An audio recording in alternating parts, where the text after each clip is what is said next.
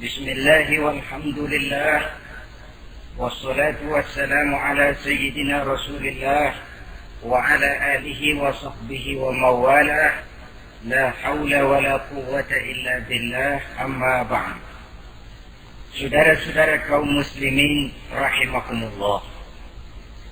Suatu hari ketika baginda Rasul masuk ke dalam masjid, didapatinya seorang sahabat tengah khusyuk bertafakur di dalam masjid.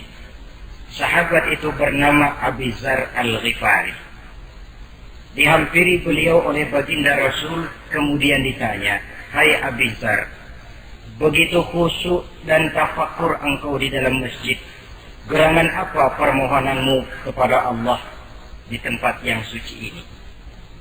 Abi Dzar menjawab, "Maafkan saya ya Rasul. Saya dari tadi di masjid di sini ini bukan berdoa. Lalu wirid juga tidak. I'tikaf ya setengah i'tikaf. Habis kenapa kamu di sini?" "Saya menghindar orang ya Rasul."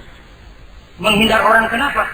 "Terlalu banyak datang orang ke rumah saya nagih utang. Saya jadi bingung mau pergi kemana.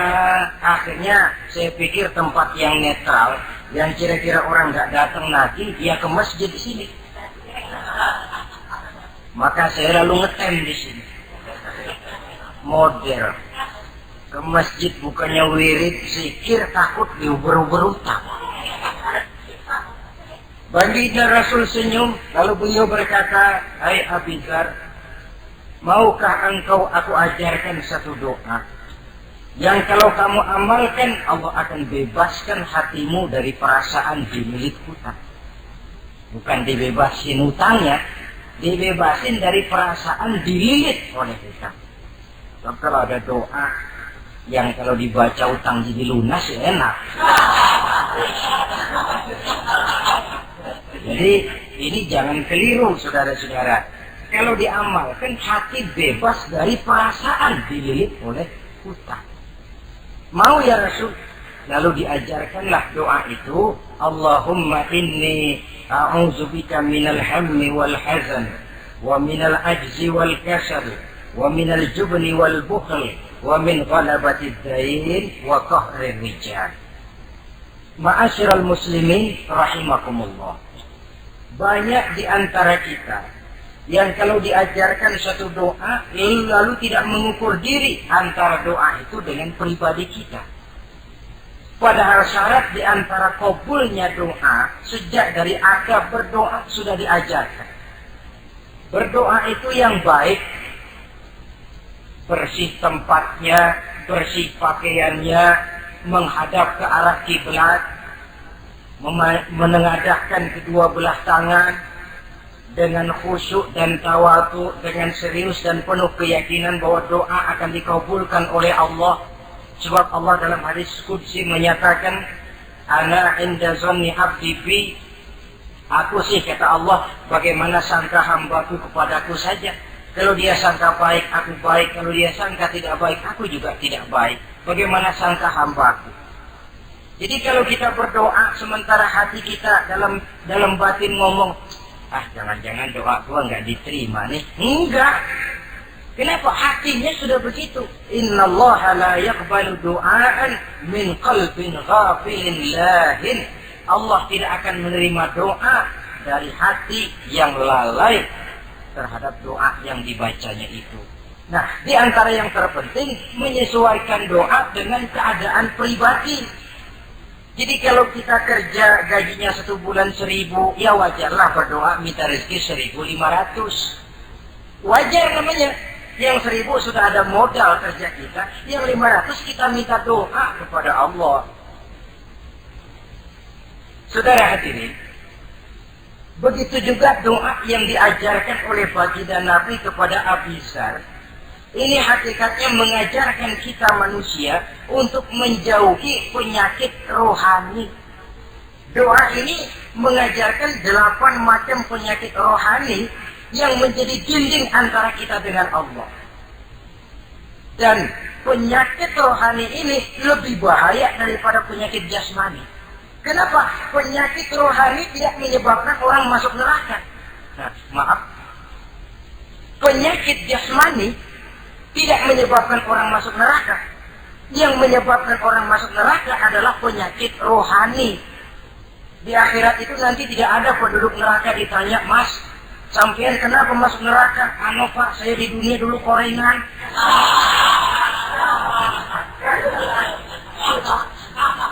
Itu korengan, liver, ginjal, darah tinggi, jantung, paru-paru basah, bengek, ampek. Penyakit-penyakit jasmani itu tidak menyebabkan orang masuk neraka. Yang menyebabkan orang masuk neraka penyakit rohani. Apa namanya? Sombong, hasud, dengki, ujub, ria, merasa diri lebih hebat dari yang lain, tidak ikhlas. Itu penyakit-penyakit rohani. Maka di dalam doa yang diajarkan kepada Abi Dzar dan hakikatnya diajarkan kepada kita semua, Nabi menjelaskan 8 penyakit rohani. Saya sampaikan ini pada pertemuan kali ini karena sekarang penyakit rohani jarang mendapat perhatian.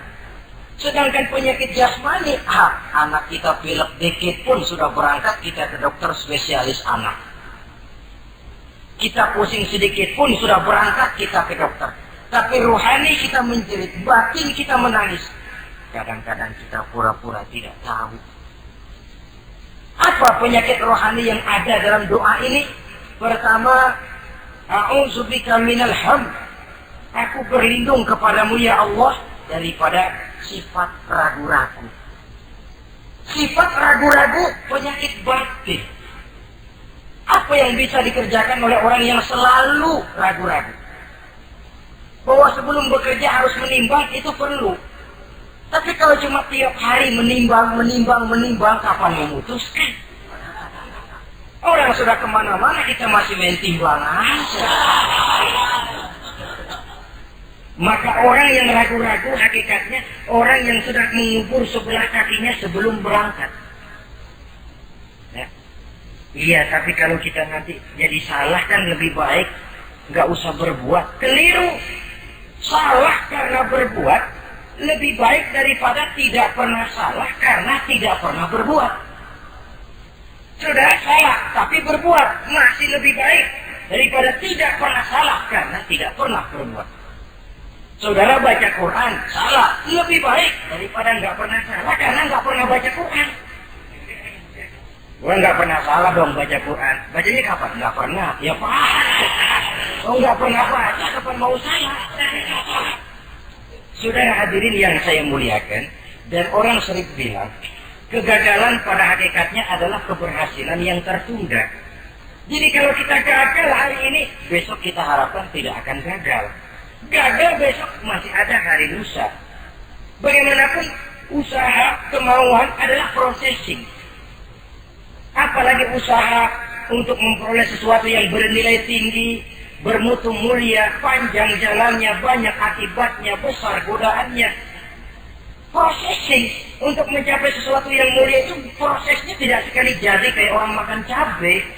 Itu hari dikeletak, itu hari terasa pedesnya. Untuk mencapai sesuatu yang mulia, panjang jalannya, banyak akibatnya, besar godaannya. Tapi bangunan bagaimanapun tingginya harus dimulai dari pondasi pertama. Cita-cita bagaimanapun luhurnya harus dimulai dari langkah pertama yang walaupun kelihatannya sepele, tapi sudah merupakan pondasi ke arah yang lebih tinggi.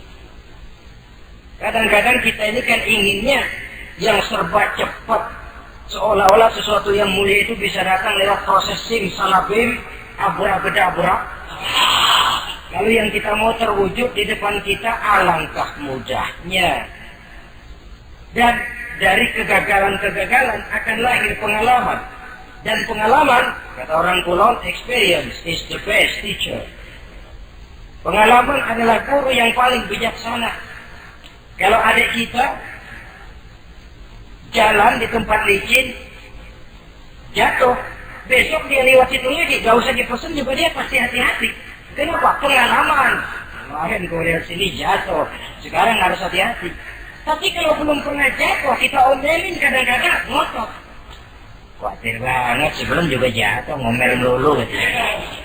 Tapi satu kali dia jatuh, dia sendiri akan hati-hati. Begitu kegagalan yang kita temukan dalam hidup merupakan nasihat bahwa seorang muslim tidak mungkin jatuh di tempat yang sama 2 kali berturut-turut. Kemarin lewat di situ jatuh lagi, sekarang lewat di situ lagi jatuh lagi, emang goblok dah. Bisa jatuh 2 kali di tempat yang sama kan namanya tidak mengambil pelajaran dari apa yang sudah dia temui. Jadi saudara hadirin, terutama adik-adik remaja, masa depan kalian itu merupakan harapan dari semuanya. Kami yang tua terlalu banyak berharap dari kalian. Sementara hari depan kalian lihat sendirilah. Persaingan hidup makin tajam. Tensi ekonomi makin tinggi. Jumlah angkatan tenaga kerja yang masuk tidak jauh dari seimbang dengan lapangan kerja yang bisa disiapkan. Kalau kita dihambat oleh penyakit ragu-ragu, orang lain sudah berbuat dan kita masih menonton, boleh sangat jadi nantinya kita akan terpojok di sudut-sudut kehidupan untuk lebih banyak jadi penonton daripada jadi pemain. Lebih sering menjadi objek daripada menjadi subjek. Istilah Arabnya lebih sering menjadi maf'ul daripada menjadi fa'il. Namanya juga orang nonton, soknya kan kayak lebih pintar dari yang main. Wajar orang nonton bola ngomel melulu. Itu Maradona tolol. Maradona ditololin. Ajak sudah ajak, goblok, ajak digoblokin. Kalau sudah dia disuruh main ke lapangan, gempor dia nggak bisa nih. Namanya penonton, dan wajar saja penonton juga kalau nggak surat nggak rame tuh lapangan. Saudara hadirin yang saya muliakan, maka keraguan-raguan akan jadi penyakit yang menghalangi orang pada saat dia harusnya sudah berbuat, dia malah berpangku tangan. Akhirnya dia akan jadi orang yang ketinggalan kereta. Sementara hidup tidak berjalan mundur ke belakang dan tidak juga berhenti. Tidak ada kata berhenti atau kata mundur dalam hidup.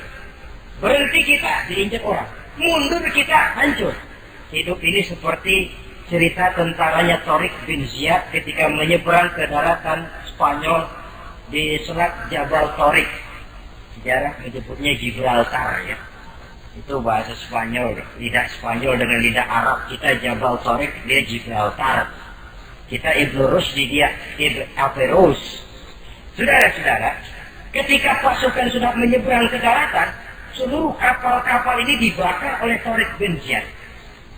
Beliau sadar menghadapi tentara yang jumlahnya lebih banyak dari tentaranya sendiri.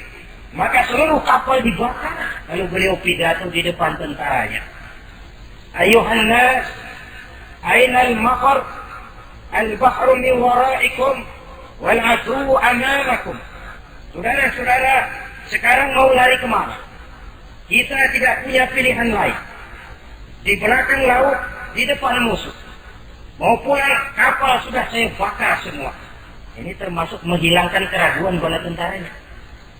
Mundur, kecebur, mati. Maju menghadapi musuh yang jumlahnya jauh lebih banyak, resikonya juga mati. Namun mati maju, mati syahid. Mati mundur, kecebur, mati konyol. Pilih. Ya tentu tidak ada pilihan lain. Menghilangkan keraguan di kalangan tentaranya. Juga menghadapi kehidupan ini. Menimbang adalah perlu, tapi berbuat lebih perlu lagi. Jangan takut salah, karena salah berbuat lebih baik daripada tidak pernah salah, karena tidak pernah berbuat. Kesalahan pada akhirnya akan mendidik kita untuk tidak salah lagi pada masa-masa yang akan datang. Ini penyakit pertama. Penyakit yang kedua, al-hazan. Penyakit duka cita. Manusia itu ehoknya terlalu besar. Kalau dia kehilangan sesuatu yang dia tidak senangi, atau menemukan sesuatu yang tidak dia harapkan, dia bersedih. Kesedihan itu timbul sebenarnya karena effortnya. Bapaknya meninggal, dia sedih. Sebenarnya kesedihannya bukan karena matinya bapaknya, tapi kesedihannya karena dia tidak punya orang tua lagi. Dianya itu yang dia tangisi, akunya. Perkara bapaknya mati sih, memang semua yang hidup mesti mati. Tapi dia nggak punya bapak, itu yang lebih dia sedih. Akunya ini. Ehoknya manusia itu. Seorang perempuan yang ditinggal mati oleh suaminya, dia menangis. Bukan karena suaminya yang mati, tapi karena dirinya tidak bersuami. Dirinya yang lebih banyak dia tangisi. Egonya itu yang lebih banyak bicara. Oleh karena itu agama mengajarkan, kata Nabi, ahbib habibaka haunan ma asa ayyakuna baghidaka yawman ma wa abghid baghidaka haunan ma asa ayyakuna habibaka yawman ma. Cintailah apa yang kamu cintai sekedarnya saja. Sebab sangat boleh jadi yang sekarang kamu paling cinta, besok jadi yang paling kamu benci. Tapi bencilah apa yang kamu benci sekedarnya saja. Sebab boleh jadi yang hari ini paling kamu benci, besok akan kamu paling cintai. Saudara-saudara kaum muslimin, maka cintailah harta, cintailah kedudukan, cintailah harta benda, cintailah anak dan istri sekedarnya saja. Sehingga tidak berurat dan berakar. Sebab kalau dia sampai berurat dan berakar di hati ini, nanti ketika datang saat berpisah, kita seakan tidak mau menghadapi kenyataan. Kita seakan ingin lari dari kenyataan. Tetapi kalau bersifat ala kadarnya, seluruhnya sudah diperhitungkan. Oleh karena itu, untuk mengatasi sifat duka cita ini, kuncinya adalah iman. Siapa sih orang yang tidak pernah sedih dalam hidup ini? Tapi siapa orang yang tidak pernah senang dalam hidup ini? Tidak ada orang yang senang terus dan tidak ada orang yang sedih terus. Dia berganti. Bahkan itulah yang bikin hidup ini nikmat. Coba kalau hidup ini isinya ketawa saja, monoton. Sebaliknya kalau hidup isinya cuma nangis saja, bagaimana rasanya? Tapi ada senyum, ada tangis, ada duka, ada suka. Itulah bumbu daripada kehidupan. Cuma tentu saja saudara-saudara, duka cita yang pada gilirannya akan membawa kebahagiaan, itu yang harus berani kita hadapi. Tapi duka cita yang tidak beralasan, itu yang jadi penyakit. Kayak sedih, takut miskin. Itu kan tidak beralasan. Kita punya jabatan, takut merosot, takut pensiun, dengar mau ada mutasi, gerusak-gerusuk. Kan itu yang tidak beralasan. Duka cita semacam itu tidak beralasan. Karena tidak sadar bahwa pada awalnya itu pun tidak dia miliki. Kalau duka cita itu akan membawa kebahagiaan, tidak perlu kita takuti. Satu contoh. Kalau di depan saudara saya sodorkan 2 gelas, yang satu isinya jamu, yang satu sirup. Kira-kira saudara minum jamu apa sirup? Jamu apa sirup? Orang yang berpikir panjang saya yakin pasti minum jamu. Pahit memang, getir memang waktu minum. Tapi besok badan sehat, tenaga kuat, gairah kerja ada, semangat hidup tumbuh. Ini orang Islam, orang yang berpikir jauh ke depan. Ke depan kemana? Dia tidak cuma mikir dunia. Dia mikir kubur, alam kubur. Dia mikir akhirat, maka dia berani minum jamu. Apa jamu itu? Puasa, jamu. Pahit. Emang enak banget puas. Setengah mati. Sembahyang, jamu. Pahit. Sedekah, jamu. Pahit. Sekarang. Tapi besok kita pulang ke alam kubur. Ya Allah, nikmat alam kubur. Untung kemarin waktu di dunia minum jamu. Waktu di dunia sembahyang, kuburan terasa nikmat. Waktu di dunia sedekah, kuburan dipakein AC. Padahal cuma goceng sedekahnya. Adapun orang yang di luar Islam, dia berpikir pendek. Yang dia lihat cuma yang di depan hidungnya saja. Dia nggak mikirin alam kubur, dia nggak mikir akhirat, yang dia pikirin cuma dunia aja. Kenapa gue mesti minum jamu pahit? Sirup nih, manis. Dia minum sirup. Manis memang waktu minum. Tapi besok, bibir mancung, bengkak, sirawan, sariawan itu. Saudara-saudara, sholat, sirup, tidak sholat, sirup, manis. Orang-orang puasa, dia tidak puasa, sirup, manis.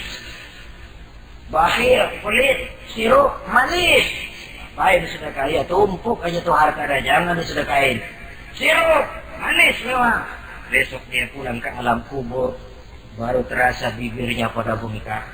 Baru timbul, kok nyesel banget minum sirup kemarin. Jadi saya katakan kuncinya adalah iman. Berangkat dari surah Ali Imran ayat 139. Allah berpesan, وَلَا تَهِنُوا وَلَا تَحْزَنُوا وَأَنْتُمُ الْأَعْلَوْنَ إِنْ كُنْتُمْ مُؤْمِنِينَ. Kamu tidak perlu gundah gulana. Kamu tidak perlu duka cita dan sedih hati. Kamu sesungguhnya adalah tinggi jikalau kamu benar-benar beriman. Jadi dengan iman, duka cita yang tidak beralasan tidak perlu ada. Karena sifat duka cita yang tidak beralasan merupakan penyakit rohani yang menjadi penghambat agar orang tidak memperoleh kemajuan apapun dalam kehidupannya. 2. Penyakit rohani yang ketiga, saudara-saudara, al-ajz, penyakit lemah. Nabi menyatakan, al-mu'minul qawiyyu ahabbu ilallahi minal mu'min dhaif. Orang mukmin yang kuat lebih dicintai Allah daripada orang mukmin yang lemah. Sifat lemah tidak disukai oleh agama dan merupakan penyakit batin. Bukan lemah lembut, lemah. Lemah apa? Ya segala lemah. Lemah ekonomi. Agama mengajarkan kadal fakru ayyakuna kufran. Kemiskinan bisa membawa orang kepada kekufuran. Apalagi lemah pendidikan, dalam arti terbelakang, ketinggalan oleh orang-orang lain.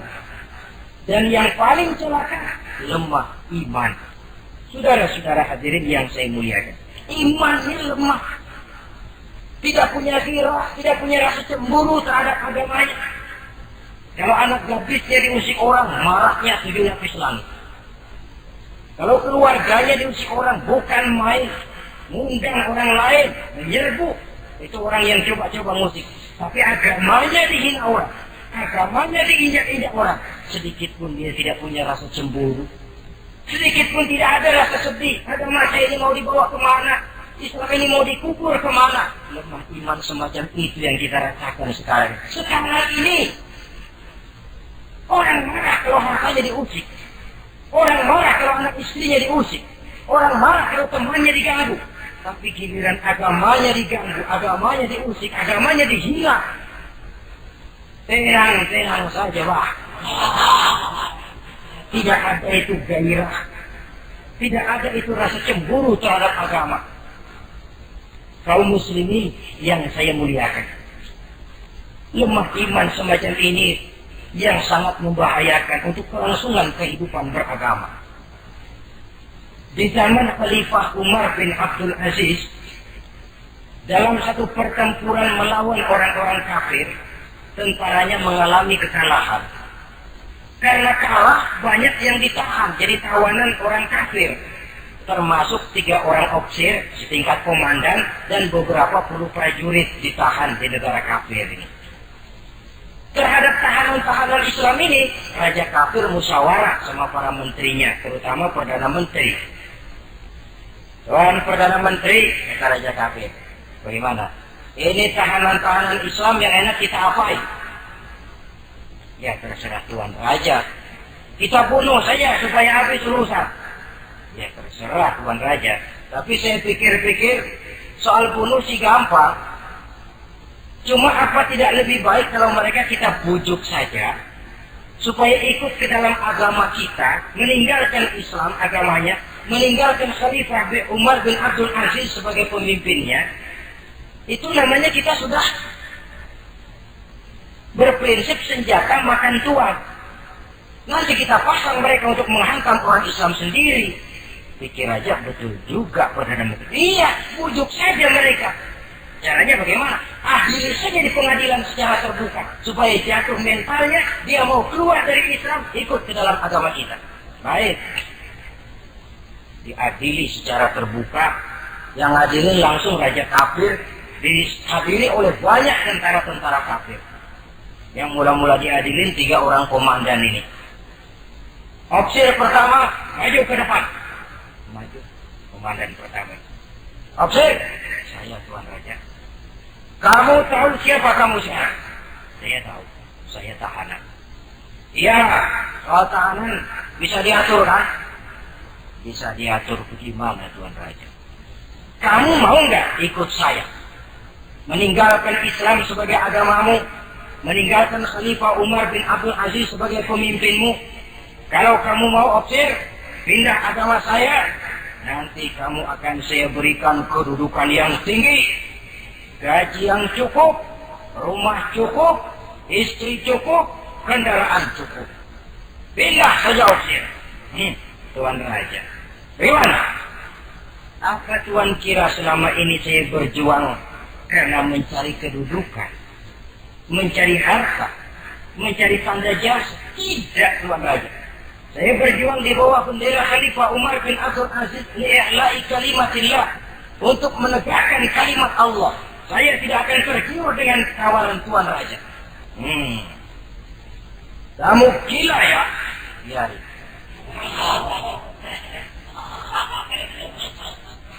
Kamu berani dari kemarin. Opsi, kalau kamu tetap dengan pendirian kamu akan saya bunuh. Silakan Tuan Raja. Lebih baik nyawa terpisah dari badan, asal iman jangan berpisah dari hati. Gila ini. Biarin. Bunuh. Datang Al-Qudu, dipancung kepalanya, putus lehernya dengan badannya pisah. Jatuh kepala itu ngegelinting ke bawah, muter kepala itu kayak orang tua sambil ngaji baca Quran. Tinggal kepalanya saja, kita dengan badan masih sempat ngaji. Sampai Raja kafir bingung, minggir, ini ada kepala ngaji. Ayatnya yang dia baca, ya ayyatuhan nafsul mutmainnah, irji'i ila rabbiki radiyatan mardiyah. Wahai jiwa yang tenang, kembalilah kamu menghadap Allah dengan ridho dan diridhoi. Engkau gugur sebagai syahid, tidak tergiur oleh bujukan harta, tahta, dan kedudukan. Niatmu ikhlas karena Allah, kembalilah menghadap Allah dengan ridho dan diridhoi. Wadkhuli fi ibadi wadkhuli jannati, masuklah ke dalam golongan hamba-hambaku, masuklah ke dalam surgaku. Di penghujung ayat, matanya tertutup dengan rapat, bibirnya senyum menghadap Allah, gugur sebagai syahid. Raja kafir geleng kepala, dasar santri gila, sudah mau mati masih ngaji. Opsir yang kedua, komandan kedua yang jadi tahanan ini, kata raja, opsir kedua, saya Tuan Raja, kamu sudah lihat temanmu opsir pertama tadi? Sudah Tuan Raja. Mati kan? Mati. Kamu mau mati?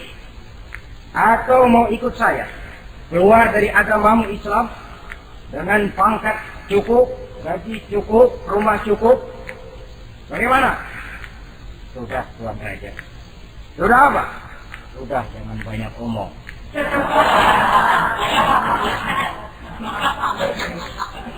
Maksud kamu bagaimana? Saya sudah tidak sabar pengen nyusul teman saya yang barusan, Tuan Raja. Saya tidak sanggup bayangkan bagaimana dia disambut oleh para bidadari di surga, disambut oleh para malaikat dengan ramah tamah, menikmati kehidupan di alam yang penuh dengan keriduan. Oh Tuan Raja, sudah jangan banyak omong. Kalau mau potong saya. Kata Raja, ini gilaan lagi dari yang tadi. Yang tadi masih bisa diajak berunding, ini sudah minta dipotong. Ayo Al-Gojo, potong. Dipotong lagi oleh Al-Gojo, putus lagi, berpisah kepala dengan badannya, jatuh ke bawah, masih muter kepalanya kayak orang tua, ngaji lagi. Ayatnya yang dia baca, wujuhu yawma izin nadhirah, wujuhu yawma izin nadhirah, ila rabbiha nazirah. Wajah mereka pada hari itu berseri-seri, kepada Tuhannya mereka memandang, matanya terpejam dengan rapat, bibirnya senyum menghadap Allah. Syahid lagi yang ketiga ini. Nah, kata Raja, Sekarang komandan opsir yang ketiga, panggil. Opsir ketiga, saya Tuan Raja. Sudah dengar nasib dua orang temanmu? Sudah Tuan Raja. Mati? Mati. Kamu bagaimana? Saya mau hidup Tuan Raja. Jadi kamu mau ikut saya? Mau Tuan Raja, saya mau. Mau meninggalkan Islam sebagai agamamu? Mau Tuan Raja. Mengkhianati khalifahmu Umar bin Abdul Aziz? Iya Tuan Raja. Daripada hidup saya kan, daripada mati mendingan hidup Tuan Raja. Daripada nggak punya apa-apa kan mendingan punya apa-apa. Baik, baik. Nanti saya musyawarah sama Perdana Menteri, kamu saya angkat jadi pejabat tinggi. Baik Tuan Raja. Akhirnya Raja musyawarah. Perdana Menteri, saya Tuan Raja. Ini opsir ketiga baik ini, mau ikut kita keluar dari Islam. Kita angkat jadi apa dia? Itu sih urusan Tuan soal angkat mengangkat. Cuman saya pikir-pikir kok aneh Tuan Raja. Aneh bagaimana? Ini opsir ketiga ini kok mau ya meninggalkan agamanya. Mau mengkhianati saudaranya sendiri. Saudaranya sebangsa, setanah air, seiman, sekeyakinan. Hanya karena ditawari oleh kedudukan, mau dia khianati. Orang itu kalau sudah mau mengkhianati bangsanya sendiri, Tuan Raja, apalagi bangsa lain. Sekarang ini dia sopan sama kita, karena kepengen selamat. Nanti kalau ada kesempatan, bukan kita yang ditikam dari belakang. Senjata makan Tuan. Jadi menurut kamu bagaimana Perdana Menteri? Menurut saya, opsi ketiga ini komandan bejat. Masa orang bejat jadi pejabat, rusak rakyat. Malah orang dua yang mati itu orang bagus. Punya prinsip, punya pendirian. Nyawa taruhannya iman tidak goyah. Itu malah kalau bisa yang dua itu dihidupin lagi. Orang punya pendirian. Ya hidupin itu gimana udah kadung mati. Tidak bisa. Jadi yang ketiga ini gimana? Kalau menurut saya yang ketiga ini bunuh saja Tuan Raja. Ngapain miara orang bahaya? Bunuh saja. Bunuh. Iya nak, kalau begitu bunuh saja. Betul juga kan. Bidang dibuka kembali. Opsi ketiga, gimana Tuan Raja? Saya diangkat jadi apa? Kamu nggak diangkat. Nggak diangkat bagaimana? Kamu opsi bejat. Kok bejat? Iya. Agamamu saja kamu mau tinggalkan. Saudaramu sebangsa setanah air mau kamu khianati. Apalagi kami yang orang lain bangsa dengan kamu. Kalau ada kesempatan kami akan kamu tikam dari belakang. Jadi saya gimana? Kamu dibunuh. Bunuh. Bunuh. Buat aja. Bunuh. Iyalah, bunuh. Tapi saya mau Islam lagi ah. Tadinya saya mau keluar dari Islam, saya pikir dapat kedudukan tinggi. Kalau dibunuh juga, iyalah bunuh. Tapi saya tak Islam lagi. Terserah mau Islam mau tidak, pokoknya bunuh. Iya, saya mau Islam lagi. Cepat. Iya. Kalau mengucap 2 kalimat syahadat mau Islam lagi, macet lidah. Ayo cepat. Iya Pak. Asyhadu tidak bisa ucap syahadat. Ayo cepat. Iya Pak. Asyhadu tidak bisa. Sampai goloknya Al-Qur'an keburu sampai ke lehernya. Putus leher itu, pisah kepala dengan badan. Jatuh kepalanya ke bawah, dia bekas orang Islam, masih bisa ngaji. Ngaji juga, cuma ayat yang dibacanya lain sama yang dibaca dua temannya tadi. Ayat yang dia baca begini. Afaman haqqat alaihi kalimatul azab, afa anta tunkizu man finnar. Orang yang sudah memang akan mendapat vonis azab di neraka, bisakah kamu menyelamatkan mereka dari azab yang sangat pedih? Bertahun-tahun dia berjuang untuk Islam di bawah kepemimpinan Umar bin Abdul Aziz dengan niat li'la'i kalimatillah. Tapi di akhir perjuangannya dia tergoda oleh harta dan kedudukan. Dia keluar dari Islam dan dikala itu ajal datang merenggut nyawa, dia mendapat su'ul khatimah, matinya ke dalam neraka. Na'udzubillah min. Ini termasuk lemah iman, saudara-saudara. Dan itu penyakit yang bahaya. Biar lemah ekonomi, biar lemah pendidikan, kalau iman kuat, insya Allah masih ketolong. Tapi biar ekonomi kuat, pendidikan kuat, iman lemah, mana yang kuat tadi akan menghancurkan nilai iman yang lemah itu tadi. Disinilah mabda'nya, berlindung kita kepada Allah dari lemah hati, lemah iman, lemah akidah.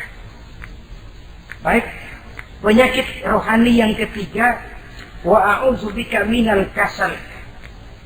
Aku berlindung kepadamu ya Allah daripada sifat penyakit malas. Malas adalah penyakit batin.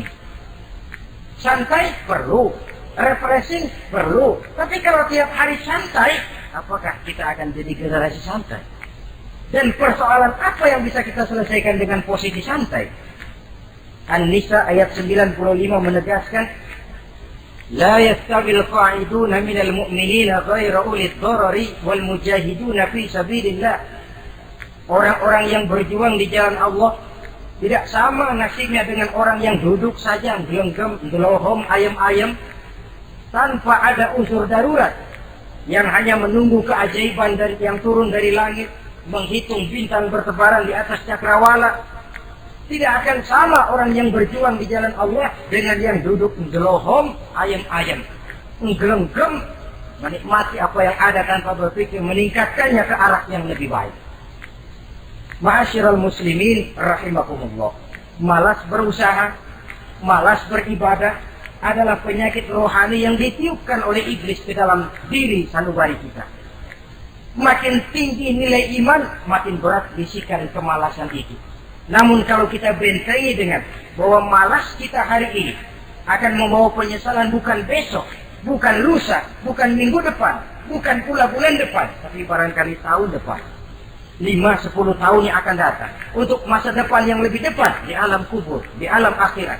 Akibat penyesalan di dunia akan terasa di sana nantinya. Allah telah memberikan hidup. Dalam hidup kita diberikan energi, daya dan kekuatan. Manfaatkan daya dan kekuatan itu untuk berusaha dan bekerja. Allah tidak suka kepada orang yang bermalas berpangku-pangku tangan menunggu keajaiban dari langit sambil berleha-leha. Allah suka kepada orang yang bekerja keras, karena seluruh rasul bekerja keras, seluruh para nabi bekerja keras. Saudara-saudara, hanya istana yang ditegakkan dalam khayalan saja yang bisa dijangkau dengan bermalas dan bersantai-santai.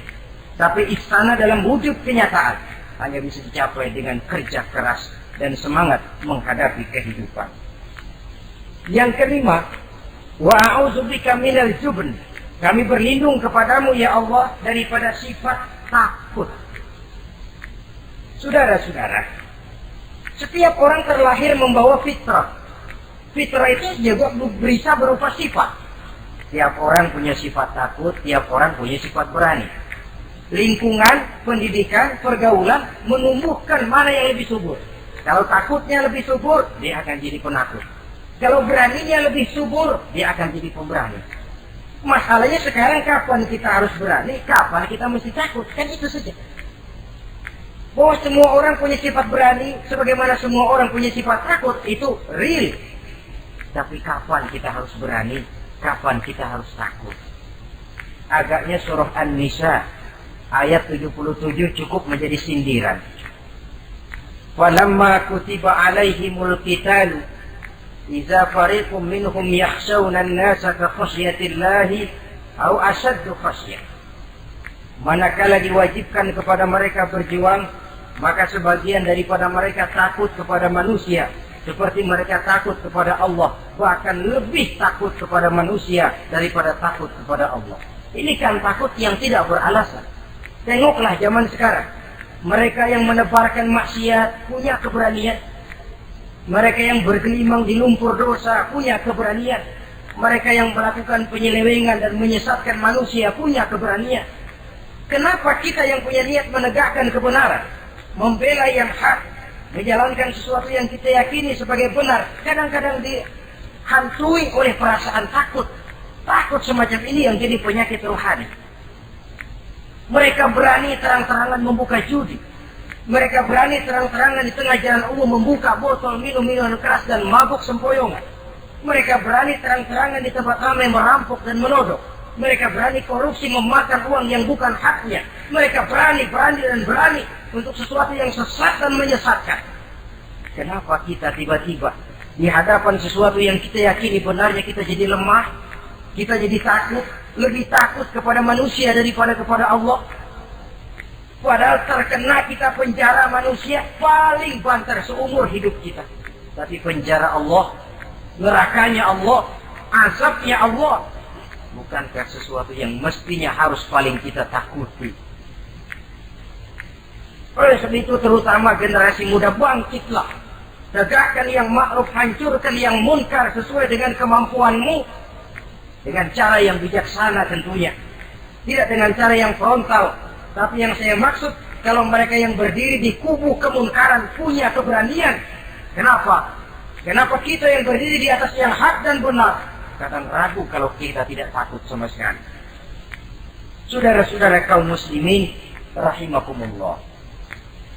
Oleh karenanya kita takut, memang takut kalau harus melanggar perintah Allah. Kita harus berani pada saat kita merasa melaksanakan apa yang diperintahkan Allah.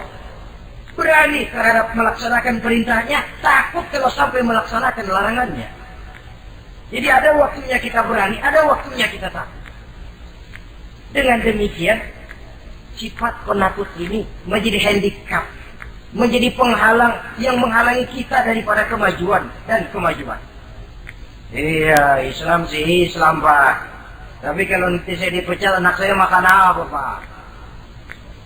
Islam sih Islam, Pak. Tapi ini risikonya, Pak. Bukankah Nabi sendiri pernah memang memperingatkan? Sayati ala ummati zamanun al-qafidu ala dinihi kal-qafid ala al-jamrah. Akan datang satu masa di tengah umatku di mana pada masa itu orang yang konsekuen dan teguh memegang agama seperti memegang bara di tangan. Dipegang tangan terbakar, dibuang bara terlepas. Konsekuen megang Islam, risikonya berat. Melepaskan dan masa bodoh terhadap Islam bertentangan dengan batin. Dikala itu, beruntunglah orang-orang yang teguh dan kuat memegang agamanya. Ma'asyiral muslimin rahimakumullah. Hanya sifat berani yang menyebabkan Islam berhasil menembus dinding Jazirah Arabia, memasuki Bizantium dan Persia, mendarat di Spanyol, memasuki Selat Jabal Tariq, pada gilirannya mewarnai hampir 2/3 belahan bumi, menjadi mercusuar di lapangan ilmu dan peradaban. Berani karena benar. Jadi yang saya anjurkan itu bukan berani babi. Tahu berani babi? Mau nyeruduk aja. Berani yang tanpa perhitungan itu berani babi namanya. Nyeruduk aja. Ya kalau kelempengan yang diseruduk tahu empuk. Tapi kalau yang diseruduk mesin giling kan bongkar kepala. Jadi bukan berani yang tanpa perhitungan, berani yang dengan taktik dan strategi. Sebab keberanian tanpa perhitungan akan menyebabkan kita menjadi orang yang ngawur. Dalam istilah sosial dinamakan trial and error. Spekulasi namanya. Dan itu harus pulang kepada diri kita. Keberanian tidak bisa dipompakan. Keberanian tidak bisa dicangkokkan. Harus bermuara dari kita. Contoh saja, ketika Nabi dan Abu Bakar di Gua Sur, Quraisy kafir yang ngejar sampai di situ, kalau mereka nengok ke bawah, Nabi akan kelihatan. Abu Bakar sedikit grogi. Nabi tampil dengan mantap. La takhaf wa la tahzan ya Abu Bakar. Innallaha ma'ana. Abu Bakar, kamu tidak usah takut. Kamu tidak usah khawatir. Allah bersama kita. Keberanian timbul. Karena yakin ini jalan Allah, yakin Allah pasti akan bela. Keberanian itu nggak bisa dicangkokin. Nggak bisa cuma teriak, saudara-saudara, jangan takut. Allah bersama kita. Mulutnya. Tapi kalau hatinya juga perah. Apa iya? Itu sudah tertaruh di kaki sendiri. Jadi memang harus ada variasinya. Ibarat pepatah, tukang joget yang baik ngerti irama gendang. Kalau kita terlalu keras, gampang dipatahin orang. Kalau kita terlalu lemah, diinjek terus. Mestinya tahu kapan mesti keras, tahu kapan mesti lemah lembut. Saudara hadirin yang saya muliakan. Baiklah ya, itu penyakit yang kelima. Penyakit yang keenam, wa a'udzubika minal bukhl. Kami berlindung kepadamu ya Allah daripada sifat bakhl, pelit bin kikir alias medit. Ini penyakit rohani. Kenapa sih orang bisa kikir? Karena dia tidak sadar. Pokoknya duit saya ya keringat saya. Dia tidak sadar bahwa itu amanah. Dia tidak sadar bahwa dia kadang-kadang diberikan kehormatan oleh Allah untuk menjadi kran yang menyampaikan rezeki kepada orang lain. Rezeki dia cuma lewat tangan saya. Orang bakil nggak punya pikiran begitu. Yang ada yang di kantong saya, keringat saya, sama orang lain kagak ada urusan. Kalau dia sadar rezeki saya cuma lewat tangan, rezeki dia cuma lewat tangan saya. Dia berfungsi sebagai kran, rasa bakil itu tidak perlu ada. Yang kedua, orang bisa bakil karena jama'a mala wa addada. Suka ngumpul-ngumpulin harta lalu ngitung-ngitung. Ngitung. Orang kalau terlalu ngitung kan yang ada kurang dulu. Saya kebangetan ngitung dulu. Aduh 10.000. Kalau 15.000 aja enak aturnya. Dapat 15.000. Tanggung dikit lah. Kalau 20 aja cukup deh nih. Yang nggak pernah cukup sesungguhnya. Jama'a malan wa addada. Kalau sudah kesila, dia akan sampai kepada yahsabu anna malahu akhlada. Dia akan menyangka bahwa harta itulah yang bisa mengekalkan dia. Ya mengekalkan kebahagiaannya, ya mengekalkan keluarganya, ya mengekalkan umurnya, ya mengekalkan kehidupannya. Sampai kepada tahapan keliru. Kalau sudah begitu, berat pisah sama harta. Duitnya 100.000, hilang 1.000. Yang hilang doang tuh yang dia pikirin. Yang masih ada yang 99.000 dia nggak ingat. Waduh, mati gua. Kenapa? Duit saya bu hilang. Mati. Mati. Padahal yang ada ketimbang yang hilang masih lebih banyak yang ada. Hilang itu yang 99, yang 1.000 yang dia ingat. Hilang 1.000, mati gua udah mati gitu. Kalau datang orang gantiin, lo jangan sedih dah nih digantiin 1.000, makin kenceng nangisnya. Kenapa nangis? Kenapa bikin nangis? Cuma yang tadi nggak hilang jadi 2.000. Ingat yang tadi bilang. Kapan syukurnya kalau sudah jama'a malan wa addada, prosesnya akan sampai kepada yahsabu anna malahu akhlada. Memang harta itu bisa mengekalkan kita. Kapan? Kalau dia kita belanjakan di jalan Allah. Itu harta yang mengekalkan kebahagiaan. Kita berikan dia kepada yatim piatu. Kita berikan dia memperbaiki jalanan umum. Kita berikan dia membangun puskesmas. Kita berikan dia membangun masjid, pondok-pondok pesantren, memakmurkan majelis-majelis taklim. Itu harta yang mengekalkan kita. Adapun yang kita belikan, ya belikan pakaian pangkatnya toko. Bagus benar. Sekarang 4-5 tahun yang akan datang, lari ke dapur. Bukan dibersihin, ngebersihin. Makanan yang paling enaknya waktu di tenggorokan. Sudah masuk ke dalam perut, sudah gak ada bedanya singkong dan sate. Malah besok pagi keluar bauan sate daripada singkong. Bedanya makanan cuma di kerongkongan saja.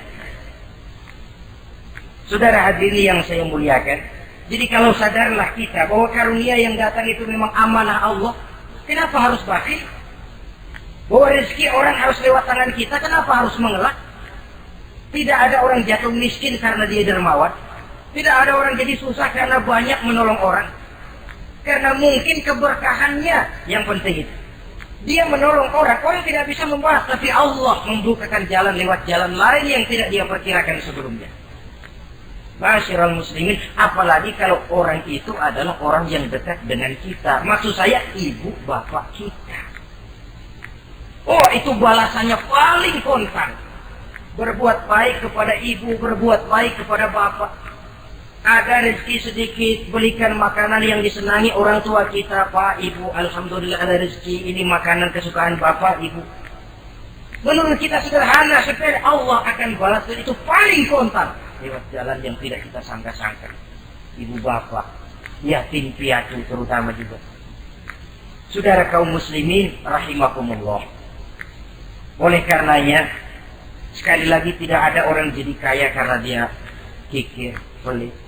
Kenapa sih orang jadi miliuner? Oh, dia dari muda pelit banget. Tidak ada. Dan tidak ada orang jatuh bangkrut karena rajin sedekah. Kata Nabi, inna shadaqatal mar'il muslim tazidu fil umri wa tadfa'u mitatas su'i. Sesungguhnya sedekahnya seorang muslim bisa menambah panjang umur dan menyelamatkan orang dari mati secara su'ul khatimah. Panjang umur bisa artinya jumlahnya tambah, bisa berarti walaupun orangnya sudah mati, namanya tetap hidup dikenang orang kebaikannya. Itu pun panjang umur namanya. Namanya tidak hancur walaupun jasadnya hancur masuk ke dalam tanah dimakan oleh cacing tanah. Namanya akan hidup terus bahkan ditulis dengan tinta emas dalam sejarah. Batin, pelit adalah penyakit batin. Dokternya agama dan kemauan diri merubahnya dengan sadar bahwa karunia adalah amanah. Ini penyakit batil nggak bisa ke rumah sakit, ke rumah dokter medis. Dokter, saya punya penyakit pelit, bagaimana ngobatinya? Suntik. Tidak bisa. Suntiknya adalah agama, saudara-saudara. Yang ketujuh, wa min ghalabatid dain, inti doa. Saya berlindung kepadamu ya Allah, jangan sampai ada perasaan dililit utang. Bahwa kita hidup tutup lubang, gali lubang itu biasa. Tapi kalau gali terus nggak pernah nutup, ini mau kejeblos namanya. Utang lalu nggak bayar-bayar, ini namanya gali lubang, nggak pernah nutupin. Bahkan Nabi pesan, alaikum biddain, fa innahu hamun billail wa dani'un bin nahar. Kalau bisa kamu nggak usah ngutang. Kenapa? Utang itu siangnya bikin kita takut ketemu orang, malamnya bikin kita susah tidur. Coba dah kalau nggak bisa ngutang, berapa? Malam nggak bisa tidur, siang takut ketemu orang. Jangan ke perdok nih, belum ada duit buat bayar. Jalan ke sono, takut ketemu. Jalan kemari, takut ketemu. Akhirnya nggak kemana-mana, ngumprak di rumah. Tetapi adat hidup, saudara-saudara, apalagi kita yang ekonomi menengah ke bawah, biasa. Adat hidup itu tutup lubang gali lubang, saling menerima, saling memberi. Tapi yang diajarkan oleh agama, oke, gali lubang silakan, asal bisa nutupin. Kalau tiap hari gali lubang, lalu kan kejeblos akhirnya. Oleh karena itu, apalagi hutang ini menyangkut hukukul adami, hak manusiawi. Itu di akhirat nanti ya, taubatnya lebih sulit. Kalau saudara dosa kepada Allah, taubatnya cuma 3 syaratnya.